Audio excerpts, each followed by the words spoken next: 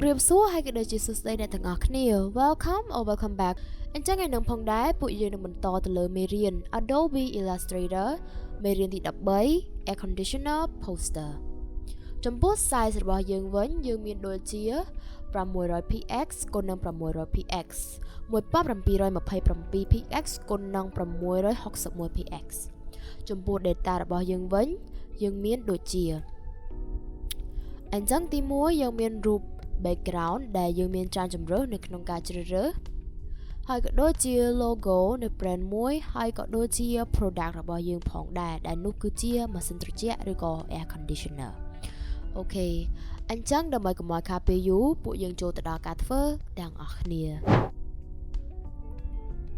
អូខេអញ្ចឹងជាដំបូងយើងធ្វើការបង្កើតឬក៏យើងធ្វើការបើកនៅកម្មវិធី Adobe Illustrator របស់យើងបន្ទាប់មកយើងចុចទៅលើ Create New អញ្ចឹងនៅពេលដែលយើងធ្វើការចុចលើ Create New រួចមកហើយអ្នកទាំងអស់គ្នាចុចទៅលើ Print បន្ទាប់មកអ្នកទាំងអស់គ្នាជ្រើស Letter រួចហើយក៏បដូរຂະຫນាតពី point ទៅជា pixel ហើយយើងក៏ធ្វើការកែហើយក៏ដាក់បញ្ចូលទៅលើលេខ poster របស់យើងដែលនាងខ្ញុំបានបង្ហាញអំពីអំបញ្ញមិញនេះបន្ទាប់ពីអ្នកទាំងអស់គ្នាធ្វើការកែវារួចមកហើយអ្នកទាំងអស់គ្នាក៏ធ្វើការចុច create អញ្ចឹងនៅពេលដែលយើងធ្វើការបើកនៅកម្មវិធី Adobe Illustrator យើងរួចមកហើយជាដំបូងអ្នកទាំងអស់គ្នាចុចទៅលើ file រួចហើយយើងចុច save as បន្ទាប់មកយើងចុច save on computer ដើម្បីយើងធ្វើការទាញយកនៅ file របស់វាអញ្ចឹងនៅពេលដែលយើងមានបញ្ហាឬក៏កម្មវិធី crash គឺវាមាន chance ច្រើនដែលគឺថាយើងអត់បាត់បង់នៅ artwork របស់យើងនោះទេយើងធ្វើការ rename វាបន្ទាប់មកអ្នកទាំងអស់គ្នាក៏ធ្វើការចុច enter ឬក៏ចុច save អញ្ចឹងនៅពេលដែលអ្នកទាំងអស់គ្នាទទួលបាននៅ artwork មួយនេះរួចមកហើយអ្នកទាំងអស់គ្នាអាចធ្វើការជ្រើសរើសនៅ background មួយដែលអ្នកទាំងអស់គ្នាចូលចិត្តដើម្បីមកធ្វើជា background នៅក្នុងរូបរបស់យើងនៅថ្ងៃនេះអញ្ចឹងនាងខ្ញុំនឹងធ្វើការជ្រើសរើសនៅ background មួយនេះអូខេប៉ុន្តែនាងខ្ញុំអត់ចង់បានឲ្យម៉ាស៊ីនត្រជាក់របស់យើងនៅត្រង់ខាងនេះទេអញ្ចឹងដើម្បីឲ្យយើង rotate វាឬក៏ flip វាវិញតែយើងធ្វើដូចម្ដេចទៅបើតាមធម្មតានៅក្នុងកម្មវិធី Adobe Photoshop យើងគ្រាន់តែដាក់ជា flip horizontally or flip vertically គឺវារួចជាស្រេចហើយប៉ុន្តែនៅក្នុង Adobe Illustrator គឺវាមានភាពខុសគ្នាអូខេអញ្ចឹងចង់ដឹងថាវាខុសគ្នាពីគ្នាយ៉ាងណាយើងធ្វើការមើលទាំងអស់គ្នាអញ្ចឹងយើងធ្វើការចុចទៅលើ layer របស់យើងបន្ទាប់មកអ្នកទាំងអស់គ្នាចុច right click mouse ស្ដាំទៅលើ mouse របស់យើងបន្ទាប់មកអ្នកទាំងអស់គ្នាចុច transform រួចហើយអ្នកទាំងអស់គ្នាក៏ធ្វើការចុចទៅលើ reflect មួយនេះរួចមកអ្នកទាំងអស់គ្នាចុច OK អញ្ចឹងដល់ពេលនេះហើយគឺថាវា flip ឲ្យយើងរួចមកហើយដែលយើងមានភាពងាយស្រួលជាងមុនអូខេអញ្ចឹងដល់ពេលដែលអ្នកទាំងអស់គ្នាធ្វើការដាក់នៅរូប background របស់យើងរួចមកហើយអ្នកទាំងអស់គ្នាធ្វើការប្រើប្រាស់នៅ shape tool ដែលគឺជា rectangular tool អញ្ចឹងដោយអ្នកទាំងអស់គ្នាបានមើលតាំងពីដើមនៃមេរៀន Adobe Illustrator មកគឺ shape tool គឺមានសារៈសំខាន់ហើយក៏ដើរតួនាទីសំខាន់នៅក្នុងការ design របស់យើងដែរអូខេចា៎យើងធ្វើការបិទ stroke របស់យើងបន្ទាប់មកបដូរ fill color ទៅជាពណ៌ក្រហមអូខេបន្ទាប់មកអ្នកទាំងអស់គ្នាក៏ធ្វើការ copy វារួចហើយអ្នកទាំងអស់គ្នាបដូរ fill color ចឹងអ្នកទាំងអស់គ្នាដាក់ពណ៌សអូខេហើយអ្នកទាំងអស់គ្នាសេរីវាឲ្យវារៀងផ្អឹបមកគ្នាបែបនេះអញ្ចឹងនៅពេលដែលអ្នកទាំងអស់គ្នាធ្វើការសេរីរួចមកហើយអ្នកទាំងអស់គ្នាក៏អាចធ្វើការគ្រប់វាក៏បានដែរចឹងយើងធ្វើការប្រើប្រាស់ shortcut Ctrl G អូខេហើយជាបន្តទៀតអ្នកទាំងអស់គ្នាក៏ធ្វើការទាញចូលនៅ logo ហើយក៏ដូចជា product របស់យើងអញ្ចឹងចំពោះ logo និង product របស់យើងនៅពេលដែលអ្នកទាំងអស់គ្នា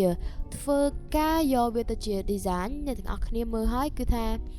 ចំពោះ logo របស់យើងវាជាលក្ខណៈ PNG ស្រាប់ប៉ុន្តែចំពោះ product របស់យើងវានៅតែមាន background អញ្ចឹងដើម្បីធ្វើការ remove background អ្នកទាំងអស់គ្នាអាចធ្វើការចូលទៅក្នុងកម្មវិធី Adobe Photoshop ដើម្បីប្រើប្រាស់ pen tool ក្នុងការ remove នៅ background របស់យើងហើយនៅពេលដែលអ្នកទាំងអស់គ្នាធ្វើការ remove background រួចមកហើយអ្នកទាំងអស់គ្នាក៏ធ្វើការបង្កើតនៅ folder link មួយនេះដើម្បីដាក់ជា link ឬក៏ file PSD របស់វា អញ្ចឹងចំពោះការប្រើប្រាស់នៅ pen tool មួយនេះយើងខ្ញុំបានធ្វើការបង្ហាញជាច្រើនលើករួចមកហើយបើអ្នកទាំងអស់គ្នាចង់ទទួលបាននូវភាពលម្អិតឬក៏ចង់ដឹងច្បាស់អំពីរបៀបនៃការប្រើប្រាស់ pen tool ឲ្យវាមានភាពងាយស្រួលហើយក៏ដូចជា advanced ហើយក៏ស្អាតតាក់ទាញសម្រាប់យើងផងដែរអ្នកទាំងអស់គ្នាអាចធ្វើការចូលទៅមើលវីដេអូចាស់ៗរបស់ពួកយើងបានអញ្ចឹងចំពោះនាងខ្ញុំធ្វើការសេរីវារួចមកហើយនាងខ្ញុំគ្រាន់តែទាញ link របស់វាចូលតែប៉ុណ្ណោះអូខេអញ្ចឹងអ្នកទាំងអស់គ្នាអត់ទាន់ភ្លេចនោះទេគឺថាដើម្បីធ្វើការ transform នៅ layer របស់យើងធ្វើការចុច key shift ដើម្បីកុំឲ្យខូចទ្រង់ទ្រាយអូខេចឹងយើងធ្វើការសេរីវាឲ្យវារៀងទូច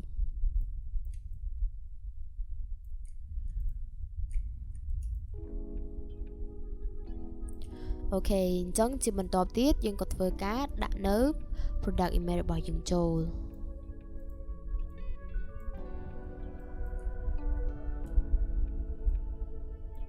អូខេអញ្ចឹងដូចដែលយើងបានឃើញអញ្ចឹងមើលទៅរូបម៉ាស៊ីនត្រជាក់របស់យើងវារៀងស្អាតវាអត់សូវមានពណ៌ភ្លឺអញ្ចឹងបើអ្នកទាំងអស់គ្នាចង់ធ្វើការសេរីវានៅកន្លែងនេះអ្នកទាំងអស់គ្នាដឹងថាធ្វើដូចម្ដេចទេ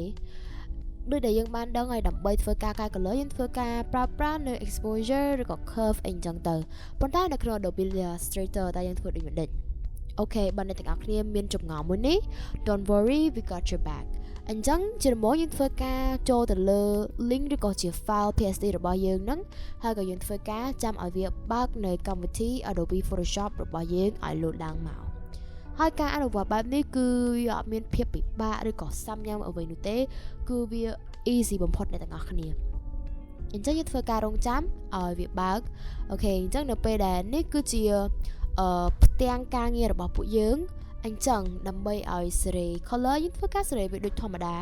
យើងចុចទៅលើកន្លែងនេះហើយបន្ទាប់មកអ្នកទាំងអស់គ្នាចុច curve អញ្ចឹងអ្នកទាំងអស់គ្នាអាចធ្វើការសេរី curve វាឲ្យវារៀងភ្លឺបន្តិចក៏បានដែរអូខេអញ្ចឹងដល់ពេលអ្នកទាំងអស់គ្នាធ្វើការ save curve រួចមកហើយអ្នកទាំងអស់គ្នាក៏អាចធ្វើការប្រើប្រាស់នៅ vibrant ក៏បានដែរអូខេអញ្ចឹងដល់ពេលអ្នកទាំងអស់គ្នាធ្វើការ save ឬក៏ correct នៅ color របស់យើងរួចមកហើយអ្នកទាំងអស់គ្នាពេញចិត្តត្រឹមប៉ុណ្ណាអ្នកទាំងអស់គ្នាគ្រាន់តែចុចខ្វែងបន្ទាប់មកយើងធ្វើការចុច yes នៅពេលដែលវាប្រាប់ឲ្យយើង save changes to Adobe Photoshop document ចឹងយើងចុច yes អូខេអញ្ចឹងនៅកន្លែងនេះបើសិនបើយើងចូលទៅក្នុង Adobe Illustrator វិញវានឹងចេញ load ជា warning បែបនេះ Some files are missing or modified in the link panel ចឹងធ្វើការគ្រាន់តែចុច yes ដើម្បីធ្វើការ update ចឹងនេះគឺជា layer ឬក៏ជា file ថ្មីរបស់យើង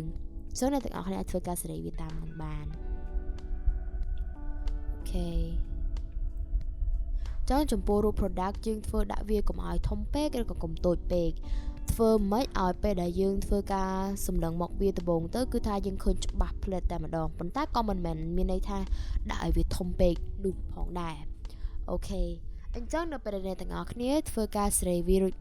មកហើយអ្នកទាំងអស់គ្នាក៏ធ្វើការចាប់ផ្ដើមប្រើប្រាស់នៅ ellipse tool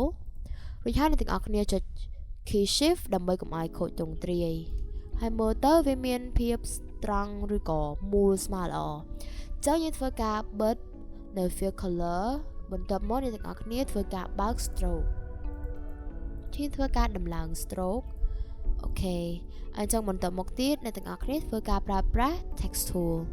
អញ្ចឹងយើងធ្វើការដំឡើង size ឲ្យមានភាពងាយស្រួលក្នុងការមើលបន្ទាប់មកអ្នកទាំងអស់គ្នាក៏អាចធ្វើការប្រើប្រាស់នៅ font ដូចដែលខ្ញុំប្រើក៏បានឬក៏អ្នកទាំងអស់គ្នាចង់ប្រើ font របៀបផ្សេងទៀតក៏បានដែរចឹងយើងធ្វើការប្រើប្រាស់នៅ font Arial មួយនេះបន្ទាប់មកយើងធ្វើការពង្រីកវាឲ្យវារៀងធំបន្តិចអូខេ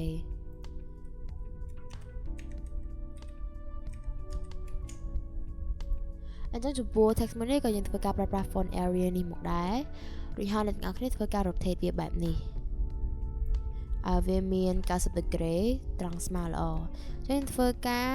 ដាក់វាជាមួយនឹងលេខមួយនេះធ្វើយ៉ាងម៉េចឲ្យវាមានភាពស្មើគ្នាអូខេបន្ទាប់មកអ្នកទាំងអស់គ្នាធ្វើការ select វារួចហើយយើងបដូរ fill color ទៅជាពណ៌សបន្ទាប់មកអ្នកទាំងអស់គ្នាអាចធ្វើការគ្រប់វាសិនបានអូខេ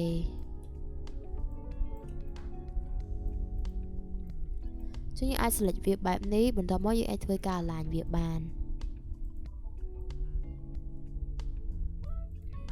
ឬហើយអ្នកទាំងអស់គ្នាធ្វើការ select វាទាំងអស់ដើម្បី Control G អូខេ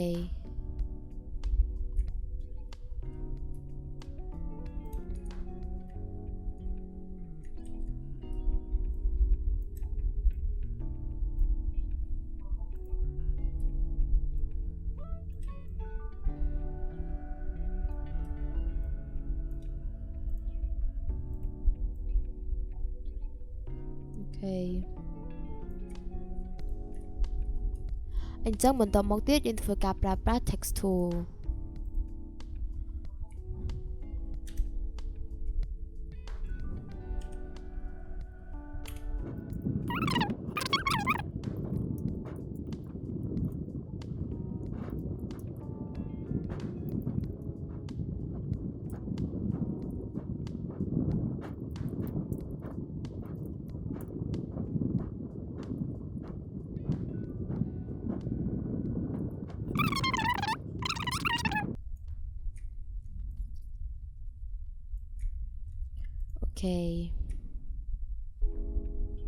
អញ្ចឹងបន្តមកទៀតអ្នកទាំងអស់គ្នាក៏ធ្វើការសរសេរឬក៏ប្រើប្រាស់ text tool ម្ដងទៀតជួយធ្វើការប្រើប្រាស់ font Arial ដែលយើងប្រើប្រាស់ជាលក្ខណៈ bold អូខេ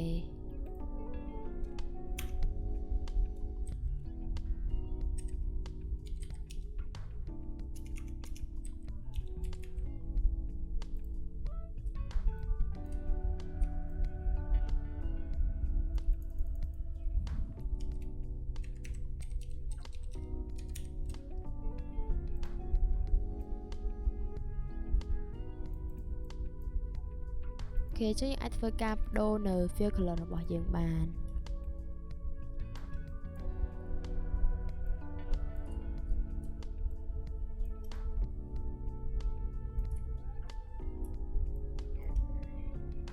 អូខេអញ្ចឹងអ្នកទាំងអស់គ្នាបើសិនបើ text របស់យើងវាអត់ contrast ទៅនឹង background នោះទេ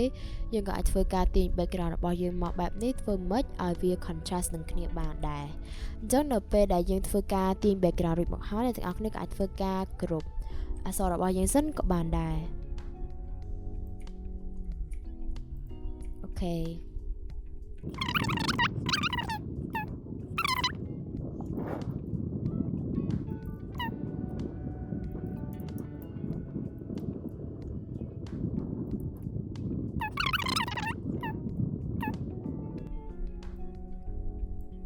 អ្នកទាំងអស់គ្នាក៏អាចធ្វើការទាញ Enter Point គៀននេះក៏បានដែរអូខេអញ្ចឹងបន្តមកទៀតអ្នកទាំងអស់គ្នាក៏ធ្វើការបដូរ Fill Color តបមកយើងធ្វើការដាក់អក្សរនៅខាងលើដែលយើងធ្វើការប្រើប្រាស់ Arrange Bring to Front អូខេអញ្ចឹងបន្តមកទៀតអ្នកទាំងអស់គ្នាក៏អាចធ្វើការ Align វាសិនក៏បានដែរអញ្ចឹងនៅពេលដែលយើងធ្វើការ align វារួចមកហើយអ្នកទាំងអស់គ្នាក៏ធ្វើការ select វាដើម្បី Control G និងគ្រប់វាអូខេអញ្ចឹងយើងអាចប្រើប្រាស់ stroke អូខេអញ្ចឹងបើសិនបើយើងអត់ប្រើប្រាស់នៅ stroke នោះទេគឺមើលទៅវាអាចនឹងថាវាចូលជាមួយនឹង background ពណ៌ក្រហមបែបនេះអញ្ចឹងមើលទៅក៏គេអត់ដឹងដែរថាយើងមានប្រើប្រាស់ជាលក្ខណៈថាជា rectangle tool ឬក៏ shape របស់យើងនៅខាងក្រោយអញ្ចឹងវា almost like worthless អញ្ចឹងអ្នកទាំងអស់គ្នាក៏អាចធ្វើការប្រើប្រាស់នៅ stroke ក៏បានដែរអូខេអញ្ចឹង stroke នេះយើងកុំដាក់ធំពេកយើងធ្វើការបិទ stroke កន្លែង text រួចហើយយើងធ្វើការ align វាបន្ទាប់មក Control G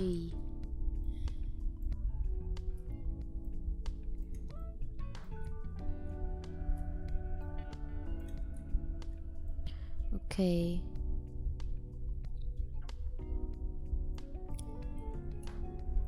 អញ្ចឹងនៅពេលដែលយើងធ្វើការធ្វើវាបែបនេះរួចមកហើយអ្នកទាំងអស់គ្នាក៏ធ្វើការបង្កើតនៅ clipping mask ដើម្បីប្រើប្រាស់ទុកក្នុងការ export នៅ artwork មួយនេះអ អញ្ចឹងបើតាមធម្មតាតាមដែលយើងរៀនពីមុនមកយើងគ្រាន់តែគូវាបែបនេះទេប៉ុន្តែសម្រាប់ថ្ងៃនេះគឺ different អូខេអញ្ចឹងយើងធ្វើការ control Z ឧទាហរណ៍បើសិនបើយើងទាញវានៅខាងក្រៅបែបនេះអ្នកទាំងអស់គ្នាក៏អាចធ្វើការជាលក្ខណៈថា សេនៅ size នៃ shape របស់យើងនេះក៏បានដែរអញ្ចឹងអ្នកទាំងអស់គ្នាអាច double click ទៅលើវាបន្ទាប់មកយើងពេលចូលនៅ size របស់យើងអូខេចឹងនៅពេលដែលវាបានបែបនេះរួចមកហើយយើងក៏ធ្វើការ align វា horizontally align center ហើយក៏ដូចជា vertically align center អូខេចឹងយើងធ្វើការ select វាទាំងអស់ដើម្បី control 7 make clipping mask អូខេអញ្ចឹងជាបន្តមួយទៀតយើងក៏ធ្វើការបង្កើតនៅ artwork មួយទៀតអូខេចឹងយើងធ្វើការវាបែបនេះរួចមកហើយអ្នកទាំងអស់គ្នាក៏ធ្វើការសេរីនៅ width វាហើយក៏ដូចជា height របស់វានៅកន្លែងនេះបានដែរចឹងធ្វើការចូលទៅ copy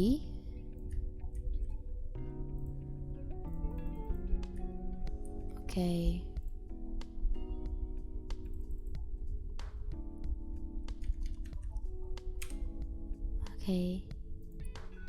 ចឹងនៅពេលដែលយើងបង្កើតជា artwork មួយនេះរួចមកហើយអ្នកទាំងអស់គ្នាក៏ធ្វើការ copy នៅ clipping mask មួយនេះអូខេអញ្ចឹងបន្តមកទៀតអ្នកទាំងអស់គ្នាក៏ធ្វើការចុច right click ដើម្បីធ្វើការ release clipping mask អូខេអញ្ចឹងនៅពេលដែលយើងធ្វើបែបនេះវានឹង release clipping mask របស់យើងហើយយើងក៏អាចធ្វើការទាញវាចូលទៅលើ artwork ថ្មីមួយនេះអូខេ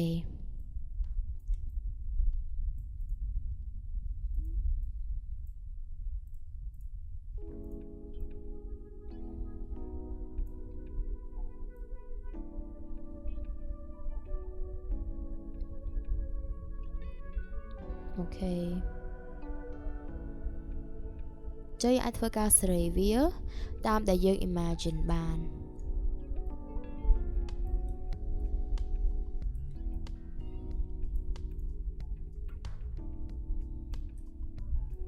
ចឹងចំពោះ product size ឬក៏ដូចជា text របស់យើងនេះយើងអាចធ្វើការដំឡើងវាបានអូខេ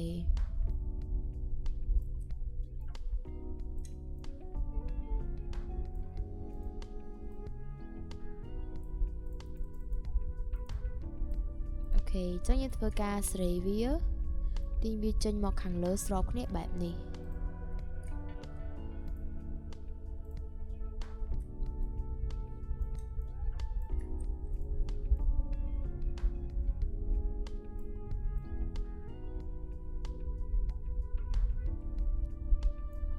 អូខេ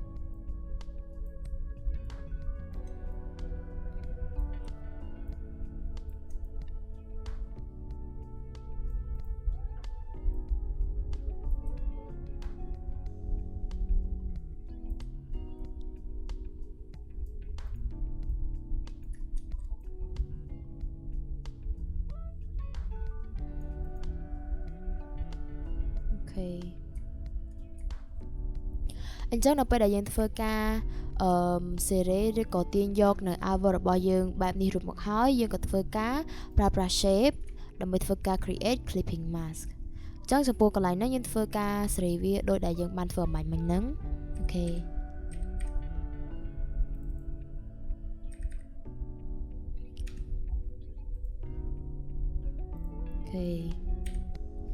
ចឹងធ្វើការ align វាបន្តមកទៀតយើងធ្វើការ select វាដើម្បី create clipping mask អញ្ចឹងនៅពេលដែលយើងធ្វើការ create clipping mask នេះរួចមកហើយអ្នកទាំងអស់គ្នាក៏ធ្វើការចុចទៅលើ file ដើម្បីធ្វើការ export វាអូខេអញ្ចឹងយើងធ្វើការ select មកមើលនៅ result របស់យើងទាំងអស់គ្នាអញ្ចឹងនេះគឺជា result ដែលយើងទទួលបានបន្ទាប់ពីយើងធ្វើការអនុវត្តនៅការងារឬក៏មេរៀនមួយនេះរួចមកហើយអញ្ចឹងបើអ្នកទាំងអស់គ្នាចូលចិត្តដល់វីដេអូមួយនេះអ្នកទាំងអស់គ្នាក៏អាចធ្វើការចុច like subscribe និងសញ្ញាកណ្ដឹងដើម្បីទទួលបាននូវវីដេអូថ្មីៗទៀតនៅពេលបន្តទៀតបាយបាយ